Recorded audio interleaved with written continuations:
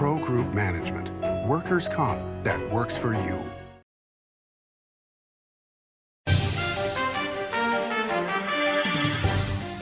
Welcome to Nevada Newsmakers. Today on the show is Brian Allfrey. He's the Executive Director of the Nevada Press Association. And I'm Rachel Dahl in for Sam Shad on an all-new Nevada Newsmakers.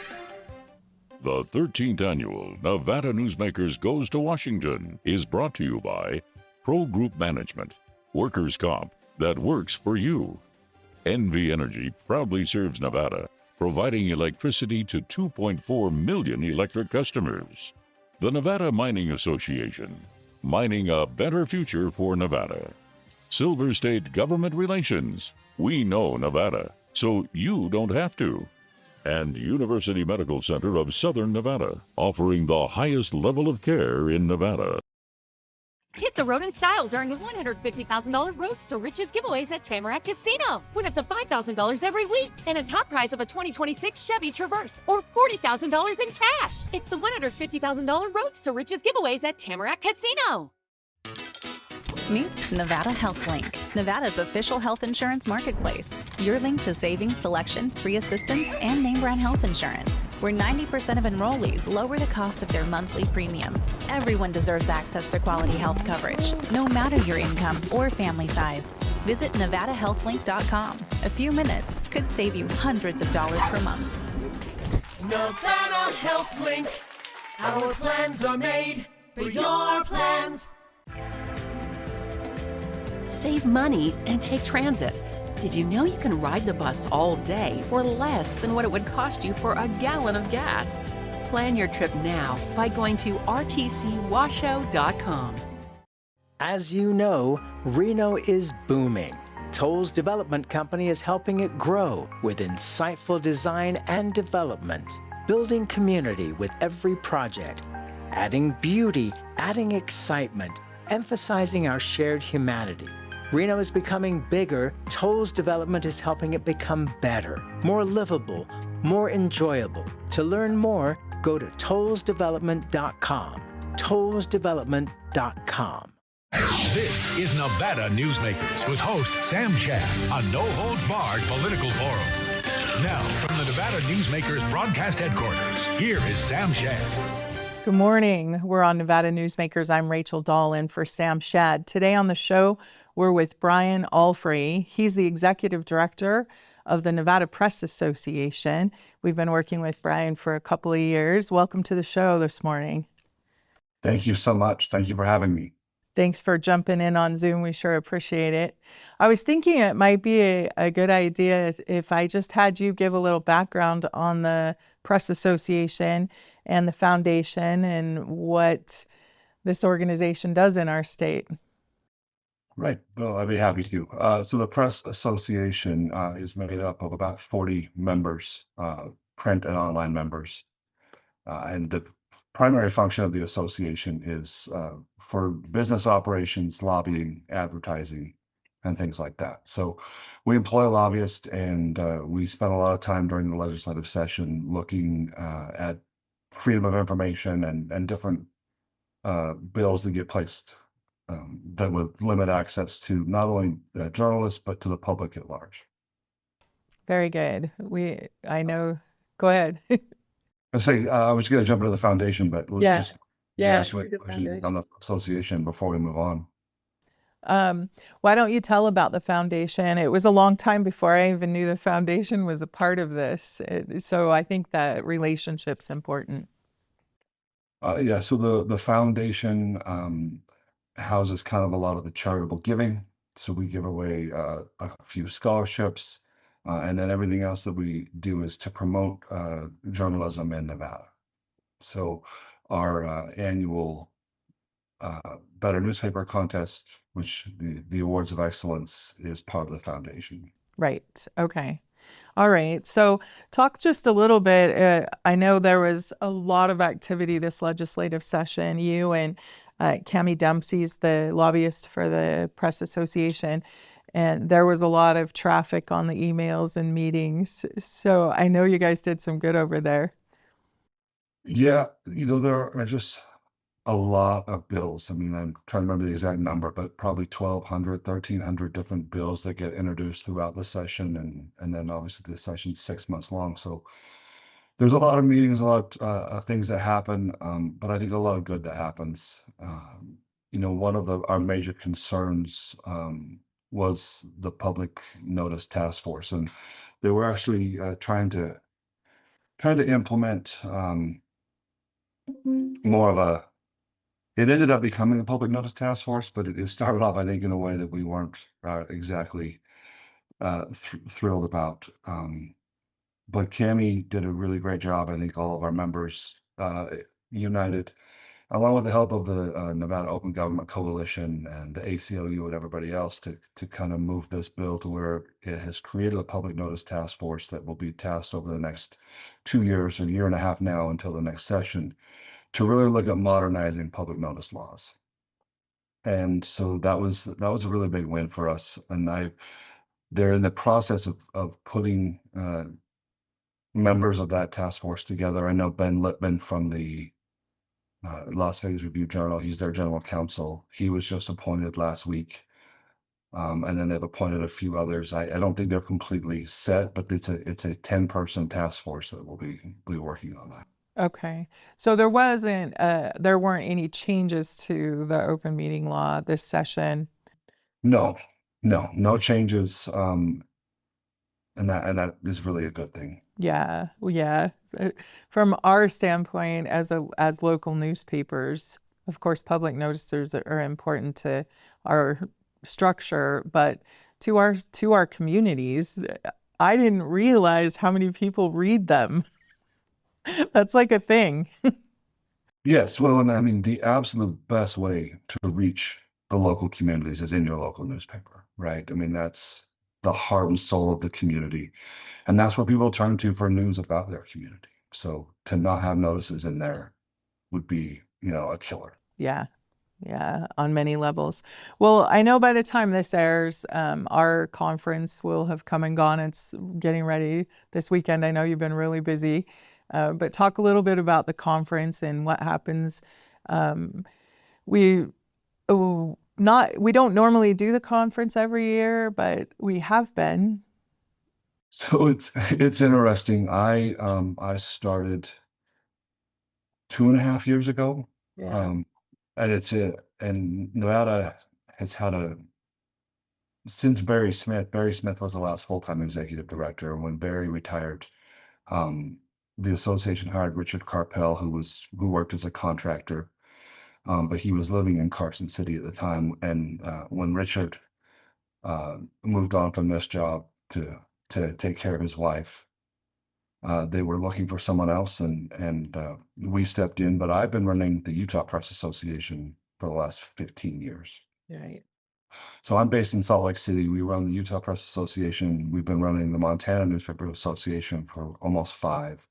And now we're about to start our 3rd year for Nevada. So when we started it, the board came to me and said, "Hey, the plan is we're going to have a convention every other year, and we would offset from the legislative session." And I think most of that is just a cost issue, right? I mean, there's a lot of money that gets spent on lobbyists and different things during the legislative session. So the thought we would alternate that. So last year we were in Reno with that. We didn't have a legislative session. We were in Reno. That I think turned out pretty well. I think it was fairly well attended, and people had a good time. And we put in a very large class. I think we put in 9 or 10 people into our Hall of Fame. And that's always a great time when we can induct members into the Hall of Fame and honor their careers in journalism. So when that was done, the foundation board came back and said, "Hey, can we do this every year?" So I guess I did too good of a job. I was worried that we didn't do a good enough job, and then we did well enough that they asked us to do another one. So I think we're back to every year now, which is exciting. I think it actually makes it a little bit easier to do every year because your Hall of Fame class can be a little bit smaller if you do it every year, and you get to do it in person. In an off year, it's harder to do Hall of Fame when you're not in person. It just doesn't feel the same. Right. And Hall of Fame needs to be celebrated. Yeah. It's an important honor. I agree. I'm a fan of the every year. I think it's important that we get together. I don't know, when I talk to the other community newspapers, we're all so busy. Our heads are down and we're doing our newspapers. And this gives us a chance to get out of the office and to talk to each other, um, get ideas from each other. It's been so good. I'm really glad we're doing it every year. Yeah, it is. Just the networking, I think, more than anything. I mean, you can do so much through email and Zoom, and you can be so efficient, but you lose that personal touch. So, Yeah. we're excited. We're excited to be in Fallon, beautiful part of the state. Um, we've got a couple of meetings set up, and then the Hall of Fame lunch, which I'm, really excited about. We have 4 very deserving honorees, and then, we're going to take a field trip to Frey Ranch and visit the distillery, and that's going to be the highlight of the trip for me, actually. And then, we'll finish up in the evening. We'll have one session with Mark Robeson from the Reno Gazette-Journal is going to walk us through his story of the year, which is always a great session. And then, thanks to you, Rachel, you've been such a big help to help us put this on in Fallon. But we'll have a nice uh, cocktail hour with some live music, and then we'll get to our better newspaper contest awards. So this should be a really nice night in Fallon. I think it's going to be great. Talk a little bit about the 4 inductees into the Hall of Fame. That is a really exciting, and it's fun to see who is going to be. Yeah, so we are inducting Norman Cardoza, who was part of the Pulitzer-winning prize team at the Reno Gazette-Journal. So, I think that I'm really glad that the committee decided that it was time to honor him and get him in. And I think he's 91 is what they told me. He's in his 90s. I mean, so it's really great that we're going to be able to get Norm to be there and to receive this honor in person. Yeah. We're really excited about that. And Steve Sebelius is going to be inducted. A very worthwhile career, and continues to do well on TV, but had a great career in print with the Las Vegas Journal and a few Review Journal and a few others. And then John Ralston. John Ralston is a Nevada icon, so I'm glad to see him be honored this weekend. And then from Northern Nevada, Nancy Streets. Yeah. So it was nice to see Nancy. And Yeah. I think she's excited about it. She emailed me yesterday. She said, "I've got 12 people coming. Can you hold tables for me?" And I'm like, Oh, that's awesome. absolutely. It's just it's fun to see. It's fun to see people come and be honored. In some of the other states that I work in, and some of the other states across the country, there are different rules for the Hall of Fame, and sometimes it's, they don't induct living members, and Right.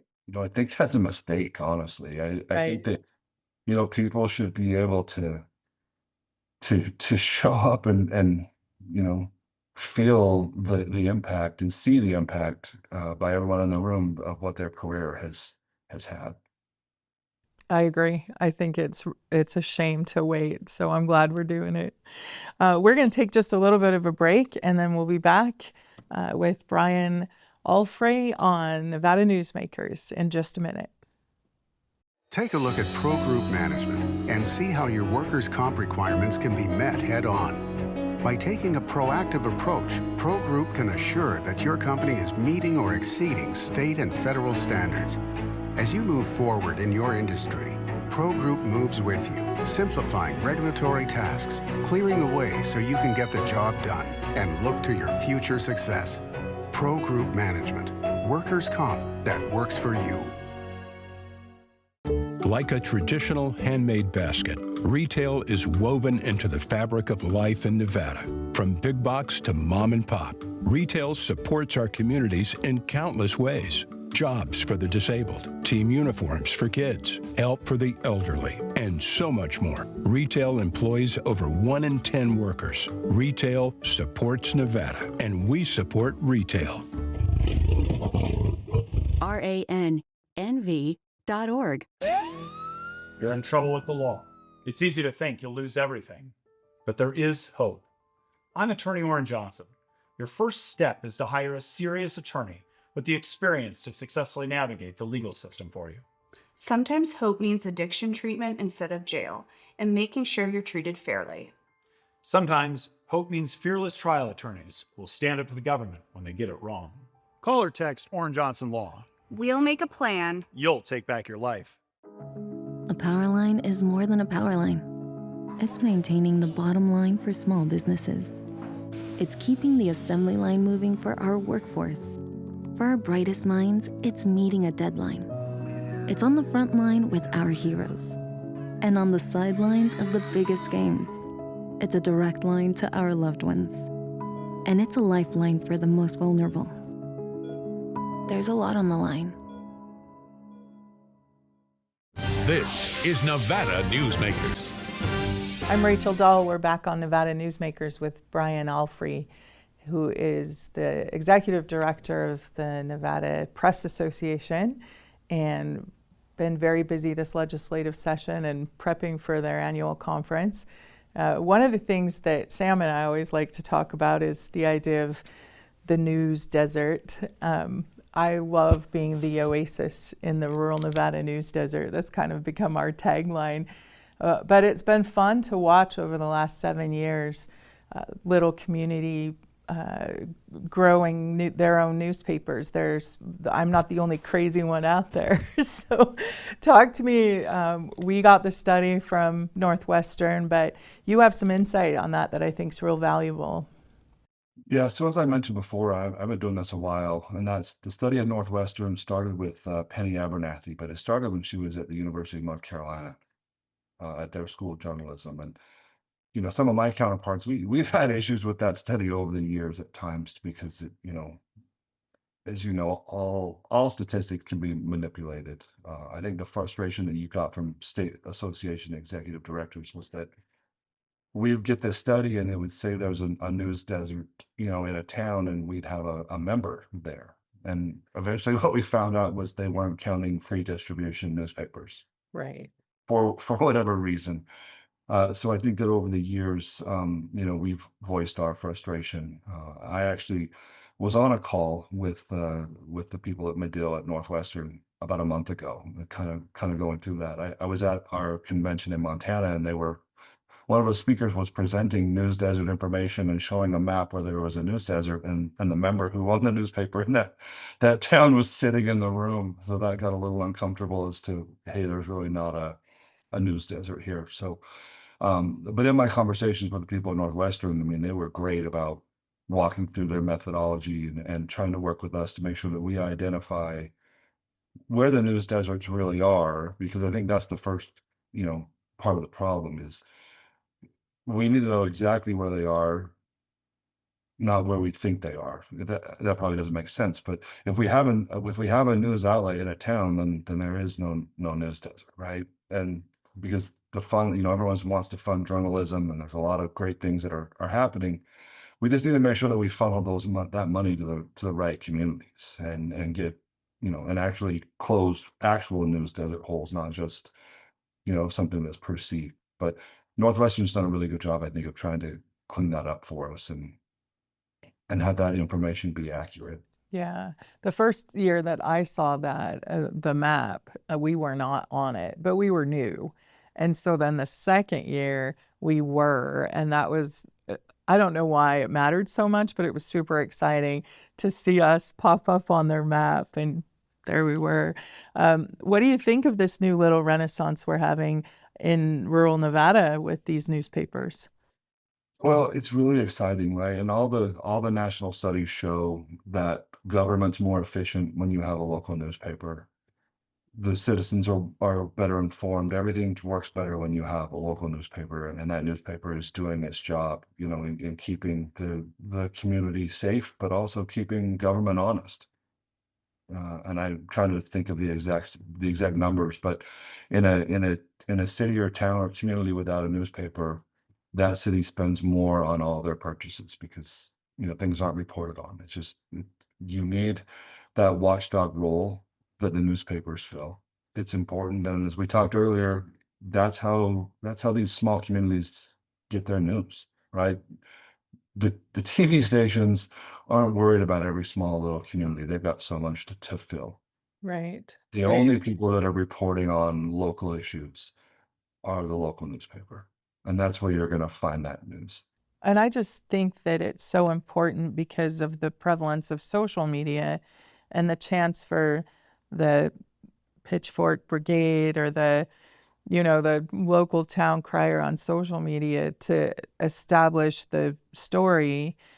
And if you don't have these little local newspapers, those guys can do whatever they want on social media. And then you've really got a problem. Well, and if you don't mind me using the Utah example, the Charlie Kirk shooting, which was horrific and tragic, is 30 minutes down the road from my office. And my board in Utah, we're working on letters and even an ad campaign because the misinformation that is out there on social media, it's absolutely unbelievable. So our ad campaign is going to be focused on, trusted media because there's no barrier to entry for the town crier, right? Right. There's no burden of proof. So you can go on Instagram or Facebook or X or whatever, and at this point, you can say anything. It doesn't have to be true. And the problem with that is that so many people in our country can't seem to distinguish what a real news outlet looks like and what somebody who just is putting things on to get clicks or for whatever, whatever perverse reason that they have that they want to share this. Right. Yeah, there's no code of ethics. Really important. Yeah. Yeah. Well, we'll Really take one. We don't have Sorry. applied news. I'm sorry. No, it is. It's really important. I have to tell them all the time, you don't have any code of ethics. We have a code of ethics that we have to uphold and be true to. And without that, there's no legitimacy. So anyway, we'll take a real quick break and then come back and talk about National Newspaper Week with Brian Allfrey on Nevada Newsmakers. The trucking industry is the most resilient link in the supply chain. And for over 90 years, the Nevada Trucking Association has been the voice for the men and women in the trucking industry. From Carson City to Washington, D.C., we advocate for policies to protect our trucking companies and keep commerce flowing. Because Nevada's and America's prosperity is tied to trucks. There's nothing without trucking.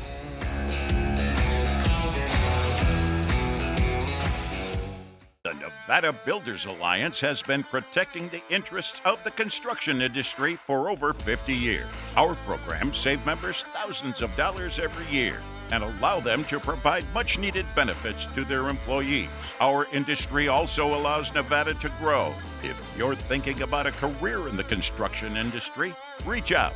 And if you haven't thought of a career in construction, what are you waiting for? We are the Nevada Builders Alliance. Rev it up during the $250,000 Cash and Wheels Guaranteed giveaways at Carson Valley Inn. Thousands in cash and free play every Thursday and Saturday. Drive away with a 2025 Ford Bronco or $45,000 guaranteed. Rev it up at the Carson Valley Inn. Welcome to Story County, where history meets innovation and a pioneering spirit continues to shape our future. At the heart of the Tahoe Reno Industrial Center, we power the future with global leaders in technology and manufacturing, driving progress that reaches far beyond our county lines. From advanced manufacturing to tech innovation, our industries are creating thousands of quality careers, fueling a vibrant economy that benefits every Nevadan. Our community is our foundation. Be part of a legacy built on bold ideas and boundless possibilities. Story County, helping build Nevada's future. This is Nevada Newsmakers. We're back on Nevada Newsmakers with Brian Allfrey and the Nevada Press Association. Brian, I'm glad you came on the show. Before we go, I want to talk about Nevada National Newspaper Week. Sorry. Go ahead and fill us in on that. And we're going to do some stuff in Nevada. Yeah, so National Newspaper Week is October 5th through the 11th. So coming up here in just a few weeks. An exciting time because also during that week you have International Newspaper Carriers Day. I think the number of international newspaper carriers is probably diminished here over time, where most people are in the mail, but we celebrate those in the same week. The National Association, or the Newspaper Association Managers, the Newspaper Association Managers puts together National Newspaper Week every year and puts together a bunch of different material, whether those are editorial cartoons, different articles, different stories about the importance of newspapers. And so, we're going to ask all of our members in Nevada, and this happens in every state. We share that information. You can find it at nationalnewspaperweek.com. Everything's there. Everything is downloadable. It's free. Anything that's on the site, feel free to use it, and celebrate newspapers. I think our industry is very good at telling about all the problems our industry has. But we don't, because we're used to reporting the news. We don't do a very good job of marketing ourselves or being cheerleaders for our own industry, for the important work that we do in our communities. Well, thank you. On that note, that's a perfect ending. I appreciate you coming on today. Thanks for having me. You bet. Thanks for joining us today on Nevada Newsmakers. I'm Rachel Dahl in for Sam Shad.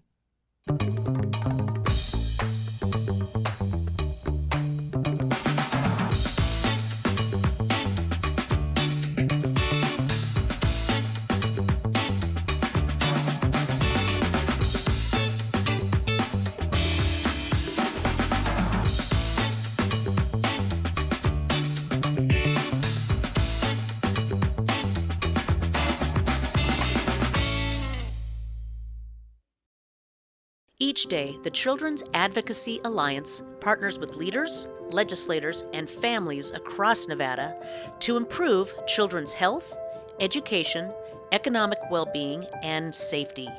We recognize Nevada will be no better than the state of its children. Be a part of this change. Be a supporter of the Children's Advocacy Alliance. For more information, go to caanv.org. Welcome to the Ahern Boutique Hotel, where luxury and warmth come together in the heart of Las Vegas. We take pride in offering a one-of-a-kind experience for both locals and tourists. Join us for handcrafted cocktails and an unforgettable experience. Joel's Chop House, the perfect place to savor views of the Las Vegas Strip. Satisfy your cravings at the Ahern Chocolate Shop. No smoking, no resort fees, and the parking is always free. The Ahern Luxury Boutique Hotel is your home away from home. You're in trouble with the law. It's easy to think you'll lose everything, but there is hope. I'm attorney Orrin Johnson. Your first step is to hire a serious attorney with the experience to successfully navigate the legal system for you. Sometimes hope means addiction treatment instead of jail, and making sure you're treated fairly. Sometimes hope means fearless trial attorneys will stand up to the government when they get it wrong. Call or text Orrin Johnson Law. We'll make a plan. You'll take back your life. The 13th annual Nevada Newsmakers Goes to Washington is brought to you by Pro Group Management, workers' comp that works for you. NV Energy proudly serves Nevada, providing electricity to 2.4 million electric customers. The Nevada Mining Association, mining a better future for Nevada. Silver State Government Relations, we know Nevada, so you don't have to. And University Medical Center of Southern Nevada, offering the highest level of care in Nevada. Thanks for watching us on an all-new Nevada Newsmakers. We'll see you at the next show.